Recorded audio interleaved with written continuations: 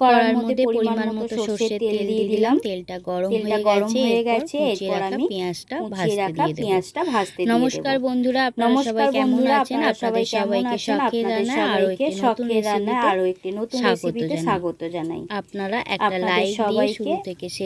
Like দিয়ে শুরু থেকে শেষ পর্যন্ত দেখতে থাকার অনুরোধ রইল। পেঁয়াজটা ভাজা হয়ে গেছে। একটা টমেটো আমি কুচিয়ে দিয়ে দিলাম।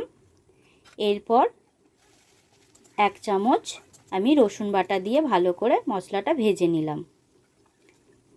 এরপর পরিমাণ মতো আদা বাটা দিয়ে দিলাম। আদা বাটাটাও আমি ভালো করে কষিয়ে নেব। পরিমাণ মতো হলুদ, পরিমাণ মতো জিরে গুঁড়ো আর পরিমাণ মতো লঙ্কা গুঁড়ো দিয়ে মশলাটা আবার ভালো করে কষিয়ে নেব। এরপর বেটে রাখা শুটকি আমি মিক্সিতে কাঁচা লঙ্কা দিয়ে বেটে রেখেছিলাম, সেই শুটকিটা আমি দিয়ে দিলাম। শুটকি মাছটা আমি প্রায় 15 মিনিট জলে ভিজিয়ে রেখেছিলাম, সেটা ভালো করে পরিষ্কার করে ধুয়ে মিক্সিতে বেটে নিয়েছিলাম। তো আজকে আপনাদের কাছে শুটকি মাছের বাটার রেসিপি নিয়ে এসেছি। পরিমাণ মতো লবণ দিয়ে দিলাম।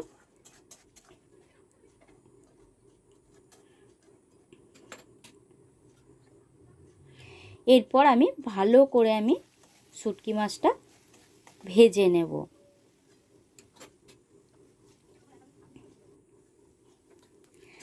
তো দেখতেই পাচ্ছেন ভাজা হয়ে গেছে।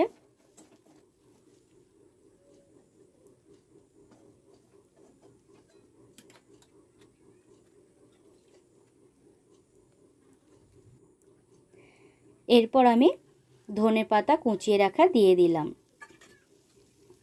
তো বন্ধুরা, কতটা লোভনীয় হয়েছে দেখতেই পাচ্ছেন শুটকি বাটা। তো আপনাদের এই রেসিপিটা কেমন লাগলো অবশ্যই কমেন্ট করে জানাবেন। ভিডিওটা আজকে এখানেই শেষ করছি।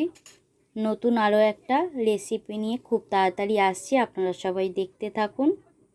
আর সকল বন্ধুদের অসংখ্য ধন্যবাদ জানাই আমার ভিডিও দেখার জন্য। সবাই ভালো থাকবেন। নমস্কার।